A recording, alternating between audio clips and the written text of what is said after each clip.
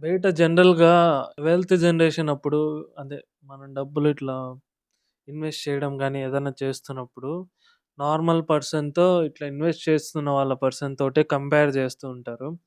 So, వాళ్ళతో compare చేస్తే ఎప్పుడు ఇన్వెస్ట్ చేసిన వాళ్ళ డబ్బులు, ఎస్ఐపి చేస్తున్న వాళ్ళ డబ్బులు ఎప్పుడు మంచి రిటర్న్సే జనరేట్ చేస్తూ ఉంటాయి. కానీ నన్నడిగితే మంత్లీ ఒక ఫిక్స్‌డ్ డేట్ రోజు ఆటోమేటిక్‌గా డబ్బులు అదంతకదే కట్టయ్యి ఇన్వెస్ట్ అవుతుందంటే, స్టాక్ మార్కెట్‌లో దీనంత లీస్ట్ స్కిల్డ్ వర్క్ ఏముండదు. సో, దీనికంటే కొంచెం బెటర్‌మెంట్ కూడా మనం స్టాక్ మార్కెట్‌లో ఎస్ఐపి పరంగా చేయొచ్చు.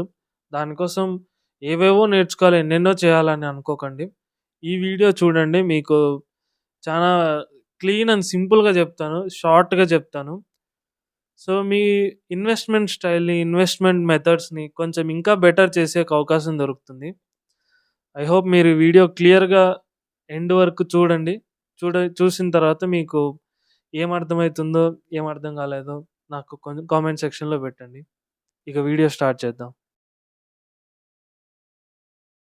జనరల్‌గా ఎస్ఐపి చేసే వాళ్ళందరూ ఎట్లా అంటే, ఒక మ్యూచువల్ ఫండ్‌లో లేదంటే ఒక సెక్టోరల్ ఫండ్స్‌లో ఇట్లా నెల నెల డబ్బులు కట్టేలాగా సెట్ చేసుంటారు. సో, మీరు చేస్తుంది సెక్టారల్ ఇన్వెస్ట్‌మెంట్సే కదా! సో, అవి అండర్ వాల్యూడ్ ఉన్నాయా? ఆహ్, కాస్ట్‌లీగా ఉన్నాయా? చీప్‌గా ఉన్నాయా? పెర్ఫార్మ్ చేస్తున్నాయా? లేవా?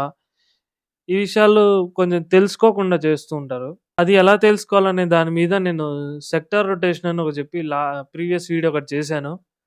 సో, మీరు ఆ వీడియో చెక్ చేయండి. ఆ వీడియోలో కూడా పెద్ద కాంప్లికేటెడ్ ఏముండదు. 2 విషయాలు చెప్తాను మెయిన్‌గా. ఓకే. 2, 3 విషయాలు. సింపుల్ క్లిక్స్‌లా ఉంటుంది అది. సో, మీరది చూడండి. ఓకే. దాని తర్వాత ఈ వీడియోకి రండి మళ్ళీ. ఇప్పుడు మీరు ఆ వీడియో చూసుంటారు. నేను ఇందులో పెట్టాలని మీరు డిసైడ్ అయ్యి ఉంటారు. సో, ఇప్పుడు మీరు దగ్గర స ఫర్ ఎగ్జాంపుల్ మీ దగ్గర ఒక 10,000 ఉంది. నేను ఇందులో పెట్టాలనుకుంటున్నా. లేదంటే నేను నిఫ్టీ 50 అని ఎగ్జాంపుల్ తీసుకుంటున్నా అనుకోండి.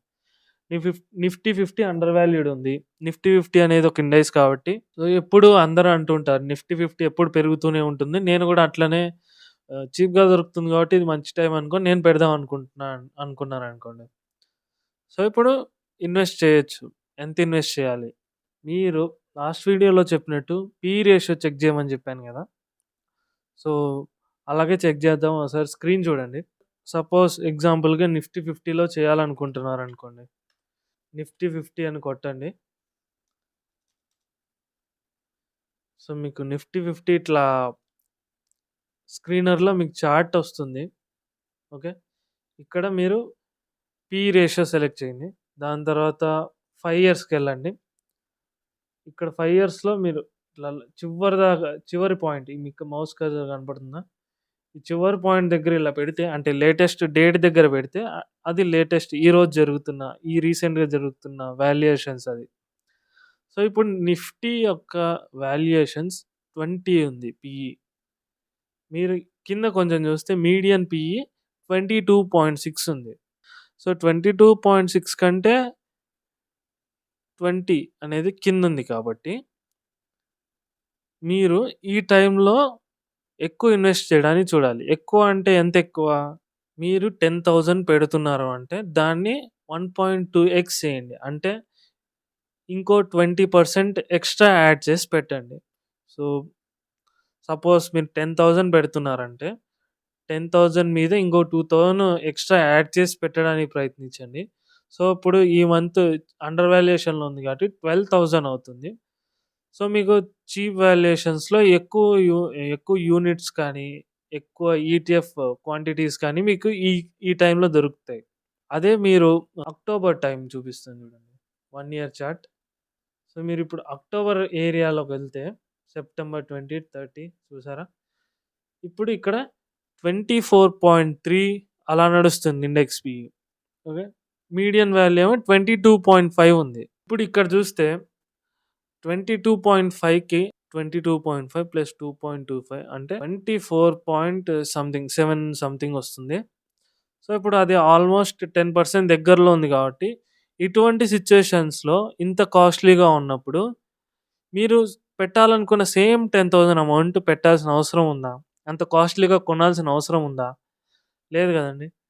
సో, అందుకే నేను 10% కంటే ఎక్కువగా వాల్యుయేషన్స్ ఎళ్ళిపోయిందనుకోండి, ఆ టైంలో నేను ఎస్ఐపీలని ఆపేయమని చెప్తాను. ఆపేయమని సజెస్ట్ చేస్తాను.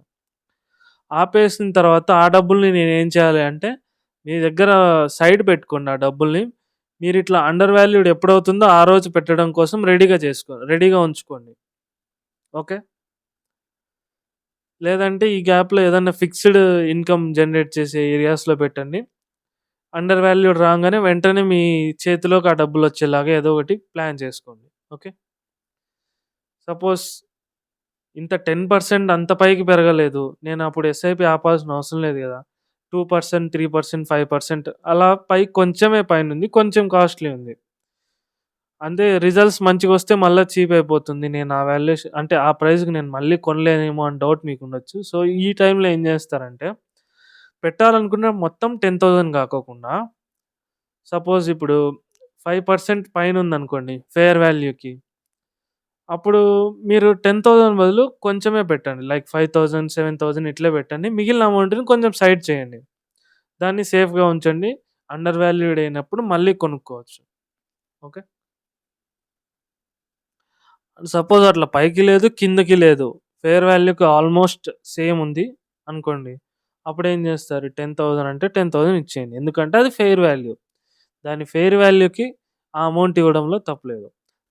అండర్ వాల్యూడ్ ఉన్నప్పుడు వీలైనన్ని ఎక్కువ కొనడానికి ప్రయత్నించండి. కాస్ట్‌లీగా ఉన్నప్పుడు ఎక్కువ కొనడం వల్ల పెద్ద యూజ్ ఉండదు. అందుకే మనం ఆ టైంలో కాస్ట్‌లీ ఉందంటే జనరల్‌గా అందరూ అమ్మడానికి ఇష్టపడే టైం అది. మీరప్పుడు కొంటున్నారంటే మీరు నష్టపోయే అవకాశం ఎక్కువుంటుంది. అండ్ వన్ మోర్ థింగ్ మీరు ఇన్వెస్ట్ చేస్తున్నారు గాబట్టి టాక్స్ హార్వెస్టింగ్ అనేది గూడా మీరు చేయాలి. ఓకే. 1.25 లాక్స్ ప్రాఫిట్ మీద మనం టాక్స్ కట్టాల్సిన అవసరం ఉండదు. లాంగ్ టర్మ్ క్యాపిటల్ గెయిన్స్‌లో. అంటే మోర్ థాన్ 1 ఇయర్ కన్నా మీరు హోల్డ్ చేసుంటే అవన్నీ లాంగ్ టర్మ్ కిందకి వెళ్ళిపోతాయి. సో, అప్పుడు దాని నుంచి వచ్చే ప్రాఫిట్స్ మీద మీకు ఎగ్జంప్షన్ అనేది దొరుకుతుంది గవర్నమెంట్ నుంచి. సో, దాని యొక్క బెనిఫిట్‌ని మీరు పొందండి. 1.25 లాక్స్ ప్రాఫిట్‌ని బుక్ చేసుకొని. ఐ హోప్ మీకు ఈ పద్ధతి కొంచెం యూజ్‌ఫుల్‌గా ఇంకా బెటర్ వేగా కొంచెం లాజికల్‌గా గూడా మీకు ఇది బావుంది కదరా! ఇది చేసుంటే బావుండని మీకనిపిస్తే ఆహ్, కిన్ లైక్ చేయండి. సపోర్ట్ చేయండి ఈ ఛానెల్‌ని. మేబీ మీ ఫ్రెండ్స్ కూడా ఇటువంటి ఎస్ఐపినే చేస్తూ ఉండొచ్చు. వాళ్ళకి రికమెండ్ చేయండి ఈ వీడియో చూడమని. సో, వాళ్ళకి హెల్ప్ అవుతుంది. ఎటువంటి టైంలో ఎంత అమౌంట్ పెట్టాలి? ఎంత అమౌంట్ ఎస్ఐపి చేయాలని. ఎస్ఐపి అనేది చేయడం మంచిది. సిస్టమాటిక్‌గా ఒక ఇన్వెస్ట్‌మెంట్ చేయడం అనేది మంచిది. మంత్లీ ఇన్వెస్ట్ చేయడం అనేది మంచిది. కాపోతే కాస్ట్‌లీగున్నప్పుడు గూడా సేమ్ అమౌంట్, చీప్‌గా ఉన్నప్పుడు గూడా సేమ్ అమౌంట్ పెట్టడం అనేది కొంచెం ఆహ్, దీన్ని ఇంప్రూవ్ జేయొచ్చు ఈ ప్రాసెస్‌ని అని అనిపిచ్చింది. అందుకే నేను ఈ ప్రాసెస్‌ని చెప్తున్నాను మీకు. ఐ హోప్ మీకు ఈ వీడియో క్లారిటీ వచ్చిందని అనుకుంటున్నాను. Thank you so much. In case మీకు స్టాక్ మార్కెట్ మొత్తం కొత్త, మీరు ఓవర్‌వ్యూ తెలుసుకోవాలి స్టాక్ మార్కెట్ గురించి. ర్యాండమ్‌గా ఇలా పెట్టుకుంటూ పోవడం కాదు. నాకు కొంచెం ఇంకా డీటెయిల్‌గా తెలిస్తే బావుంటుంది అని మీరేమన్నా అనుకుంటే, ఇక్కడ ప్లే లిస్ట్ ఉంటుంది. ఓవర్‌వ్యూ ఆఫ్ స్టాక్ మార్కెట్ అని. అక్కడి నుంచి మీరు వీడియో స్టార్ట్ చేయొచ్చు. లేదు మీరు లేదు మీరు ప్రైస్ యాక్షన్స్ గురించి నేర్చుకోవాలి, క్యాండిల్ స్టిక్స్ గురించి నేర్చుకోవాలి, ఇటువంటివన్నీ తెలుసుకోవాలని అనుకుంటే మీకిక్కడ ప్రైస్ యాక్షన్ ప్లే లిస్ట్ ఒకటుంటుంది. అది చూసి చేయండి. ఇటు చూస్తే సబ్స్క్రైబ్ బటన్ చేయండి. Thank you.